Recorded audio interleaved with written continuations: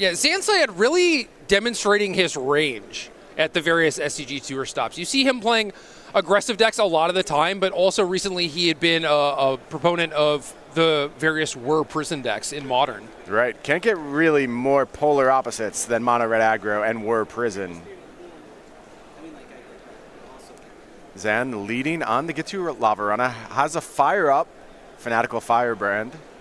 That's going to rumble into the red zone. 2 damage heading Daniel's way. Yeah, decent start. Obviously, you would prefer to have a 2-mana card on turn 2, but the mono red decks function a lot differently when they have a 1-drop and when they don't. Jerry, do you want to guess the green cards in Daniel Garmon's Naya Feather list? I was curious. I would not have... Well, okay, so Collision Colossus makes sense. Yes. How much sense does Giant Growth make to you, Jerry? +3/+3 for 1 green mana.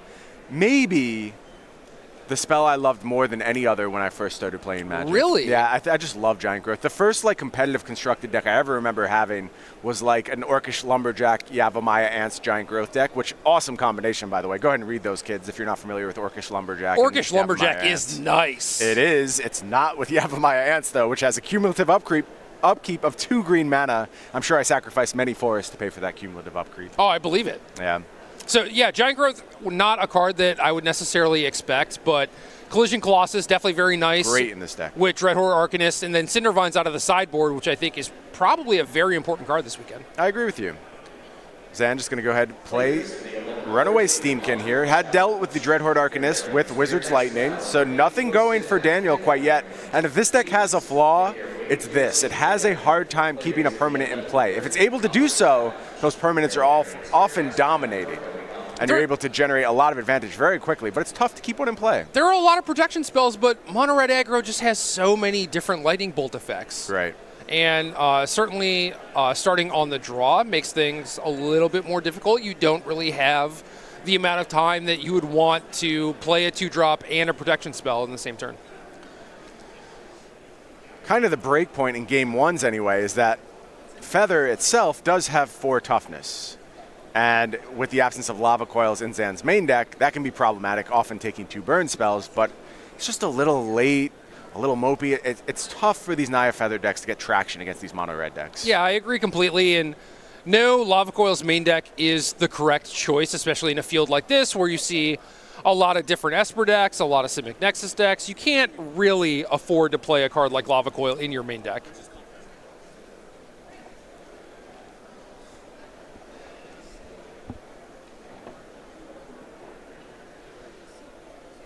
So Zan's going to cash in that Fanatical Firebrand, get a Light Up the Stage going, reveals a couple of 1-mana spells. That's what you love to see when you have that Runaway Steamkin in play. Here comes another Gitu Lava Runner. Here's a Shock, and Zan's going to have a think about what exactly he wants to do with that. Yeah, this is a tough spot. We saw this a lot during Theros block when Blue-White Heroic was a deck, and it's always so scary. It's like these creatures start out as 2/2s, but there are so many different ways to throw off the combat math, especially in the Naya decks, base Boros decks, whatever. And 1 burn spell almost certainly is just not going to cut it. So Zan, kind of in a tight spot, flooding out a little bit. The Light Up the Stage definitely helps a lot, but this combat step likely will not be going very well for him.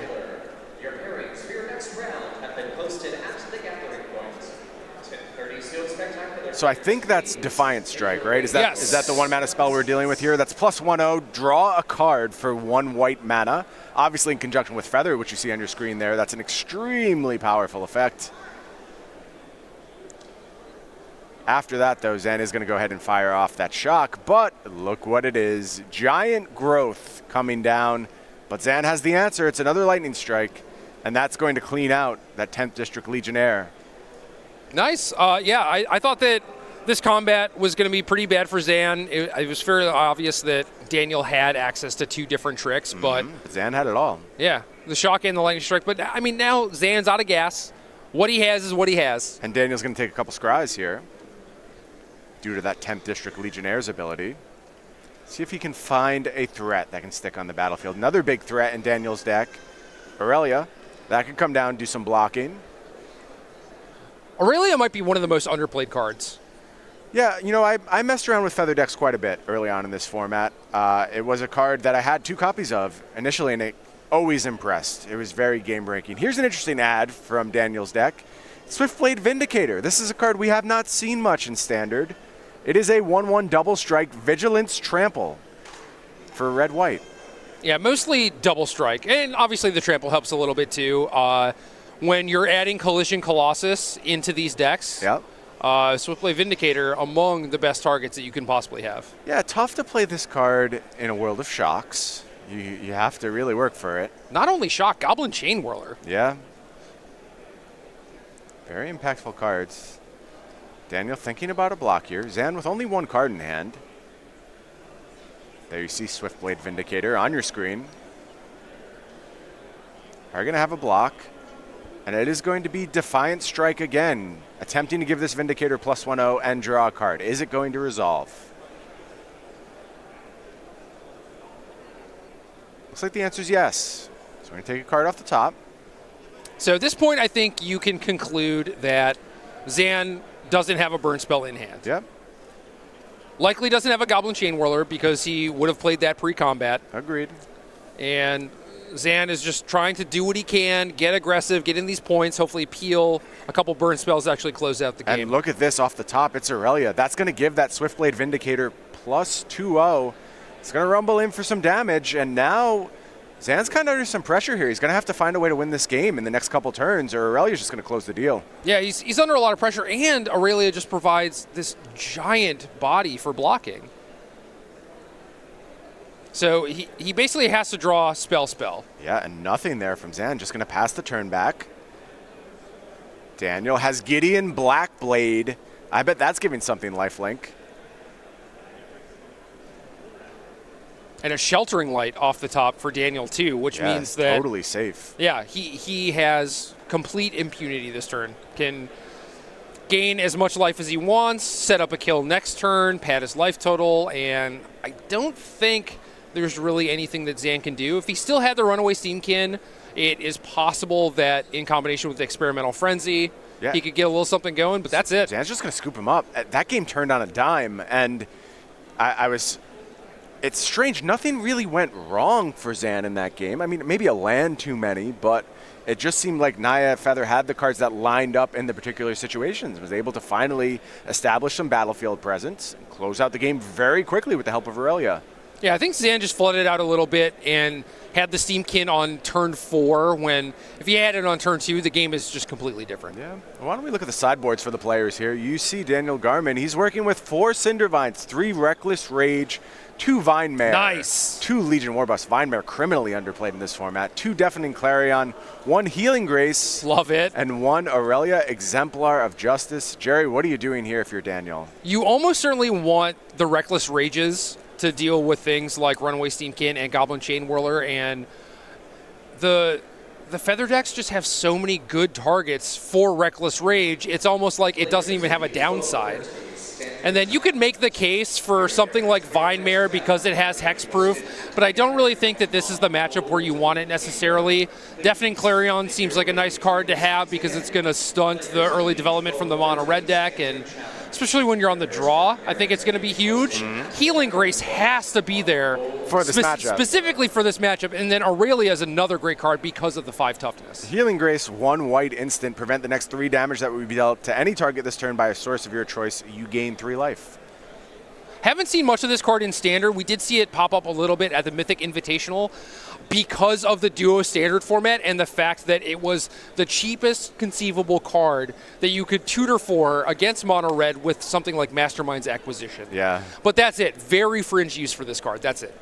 Yeah, this is the first time I remember seeing it here in our feature match area, to be sure. Meanwhile, over on Zan's side, you were looking at 4 Lava Coil, 3 Legion Warboss, 3 Experimental Frenzy, 2 Tybalt Rakish Instigator, not Investigator, it turns out. He's been demoted. Yeah, I guess so. 2 Rekindling Phoenix and 1 Chandra Fire Artisan. Jerry, what do you like here from Zan? Love the lava coils. I think Zan's plan is to try and keep Garmon's board clear, not let him get any traction, and basically just strand all of those pump spells in his hand. So the lava coils definitely help with that. And even if he gets a turn with like the 10th district thingy, the red-white 2-drop. Yep. And grows it a little bit, lava coil can still handle it.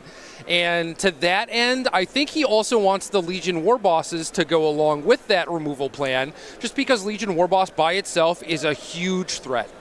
Do you think he can transition into kind of a control role and just try and kill absolutely everything Daniel plays and then like take control of the game with Experimental Frenzy at some point? I think so. I do think that Zan is going to look for some sort of top end. I don't know if it's going to be Frenzy or even just Rekindling Phoenix because it's a good blocker, good attacker.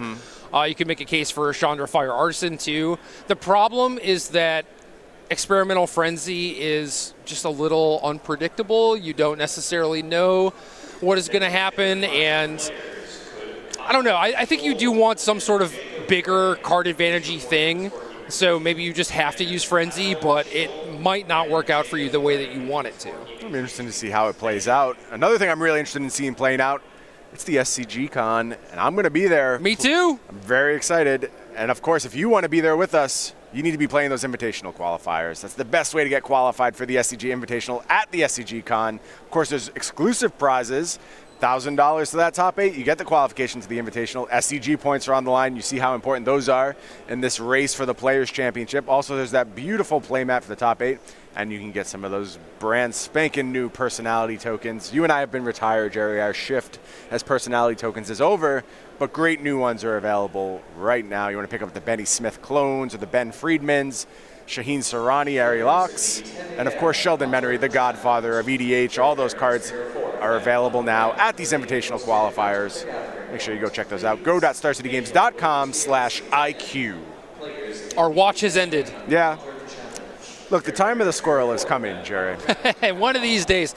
I think Mero just got a question regarding squirrels on his Tumblr that said the future is bright for squirrels or something. He was taking questions at Magic Fest London. Yes. And he stated that all the squirrel haters at WotC have left over the past few years. I didn't know there were squirrel haters. Apparently, I don't see how. Squirrels are adorable, but they're gone now. And now Mero is free to institute the reign of the squirrels once more, and I am so incredibly happy. I'm here for it.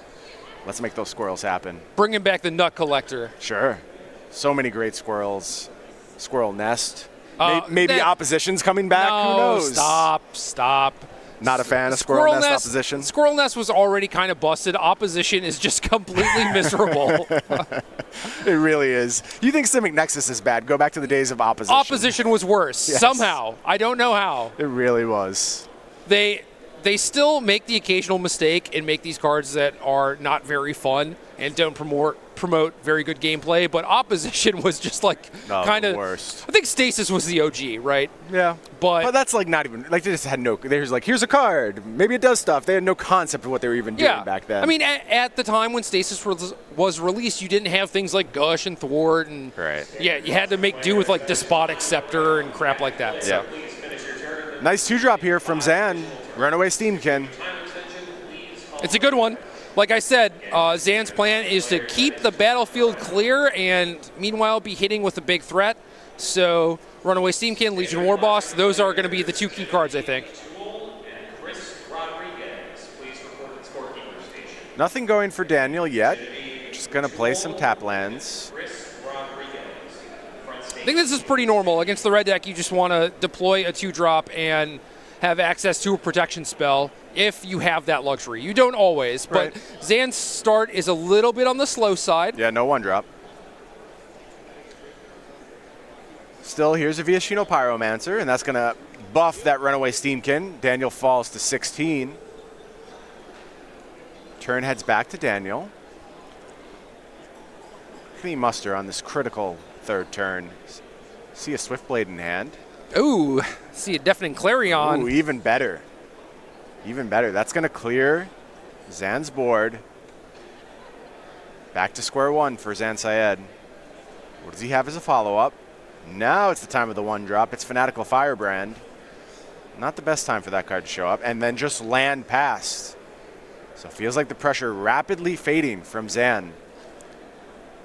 Yeah, not great. Zan likely has a bunch of removal spells in hand, which is fine. Might be able to buy a little bit more time, but really needs something big to capitalize here.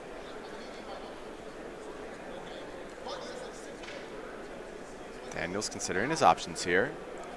2 mana tapped. I think it's going to be a 10th District Legionnaire. Card, of course, with haste. Does Daniel just want to get aggressive right off the bat? He does. He's reaching for it, and it's tapped and attacking. 2 damage heading Zan's way. No pump here, just going to fall to 18, and Daniel passes the turn over to Zan. Yeah, just keep it up for protection.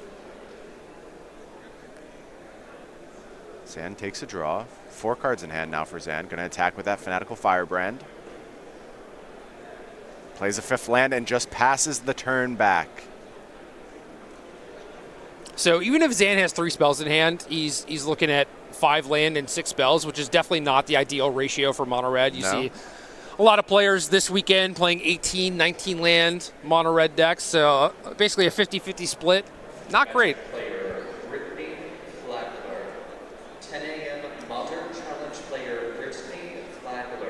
And this is certainly one of the most powerful versions of mono red we've seen in quite some time, but still your margins are small. A little bit of flood can really doom you.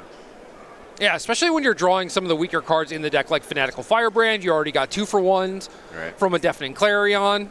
Zan with 19 lands this weekend, so still on the lower end of land counts. We've seen up to 21, I think. Seen as low as 18. Here's that Firebrand. 1 more damage.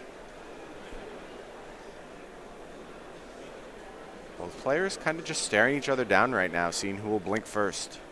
Yeah, no one really wants to make a move, but Garmon currently behind in the damage race, but is winning the exchange here. Here's Lava Coil, and it's so hard to picture this spell actually doing its intended purpose. Like, how does this work out for Zan, given the fact that Daniel's hand is just loaded right now, tons of mana available. And here's Giant Growth. Zan's going to read Giant Growth. Not a card we see a lot these days. Zan, you know what Giant Growth does. It got cast last game. Never hurts to double check, Jerry. The text has not changed in 25 years. Maybe he's just picking up and reminiscing fondly. He's like, Giant Growth, simpler times. But it is going to thwart that Lava Coil, get Daniel a scry, get a counter on that 10th District Legionnaire, and Zan just has to pass the turn back. Not where Zan wants to be in this matchup at all. And Daniel still with 4 cards in hand. 1 land, 3 spells, it looks like. Yeah, thinking about firing off a spell on his upkeep here to get that scry. Right. Maybe find some more action. Reckless Rage he's working with in hand. I think that's the one he's debating on. Draws a land. Just going to attack with that Legionnaire 1 more time. Zan falling to 13. Both players being very careful, which I love. Tap land for Daniel. Passes the turn back to Zan. 3 cards in hand for Zan. Takes a draw. What did he find? We're going to try it again. Lava Coil 1 more time.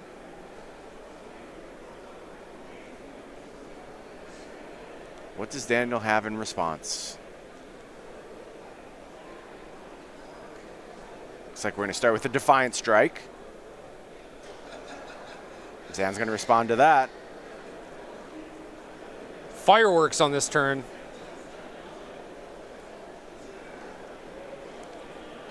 He lets it resolve. I lied. No fireworks.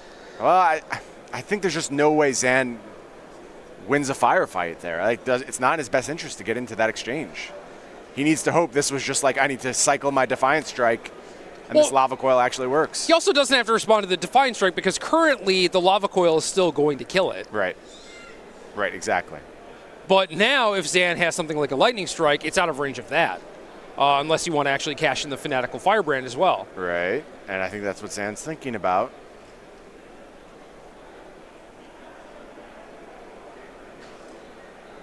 But like Lightning Striking there doesn't do anything either. He just plays this Sheltering Light in response. Well, he found that off the Defiant Strike, though. Oh, did he? Yeah.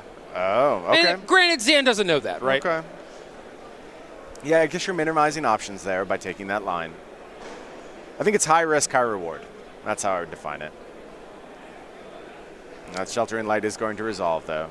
Daniel keeps the Scry on top again. That's got to be scary. Does not bode well for Zan.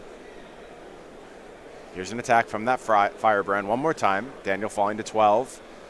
And Zan passes the turn back. Still 3 cards in hand. One of them does appear to be a Lightning Strike. And here's Aurelia. That's a big-time play from Daniel Garmon. Again, threatening 2-turn lethal here. Yep. Plus 2-0 Vigilance and Trample headed over to that 10th District Legionnaire. Boros definitely one of the guilds that has been underperforming a little bit. And I think when Guilds of Ravnica came out, you anticipated that this guild would be mostly about the mentor mechanic, right? Right. And now you get a card like 10th District Legionnaire that incentivizes you to play all of these spells that target your creatures, and obviously Feather plays into that a lot too. And now it's like, oh, okay, like Boros is finally doing a thing. It is a deck that is playable in the format. Definitely not what we would have expected, though. Right. It's interesting that Boros has underperformed in part because both mono red and mono white were so good. Yeah. Yeah, kind of weird. Yeah. So Zan does have a response to this Aurelia. He's going to try and combine Lightning Strike plus Shock, and man, is this susceptible to a blowout. I think Zan has to do it, though. He just can't beat this Aurelia. It's not going to get better for him if he lets it stay on the battlefield. Does Daniel have a response here? It looks like it. He's reaching for mana. But no, there goes Aurelia into the bin. Well, Daniel just sitting on the Vindicator and a Reckless Rage. Yeah. So here comes that Legionnaire. And he says now is the time for Reckless Rage. I think that's as much about the Scry as anything else, quite frankly. Well, it also frees up the Vindicator to come down and not immediately die to the Firebrand. Mm-hmm. So you're running the risk of walking into a Chain Whirler or whatever, but at this point, you have a 6/6 on the battlefield, and Daniel is trying to set up a lethal attack next turn. Yep, and Daniel's all in. His hand is on the battlefield.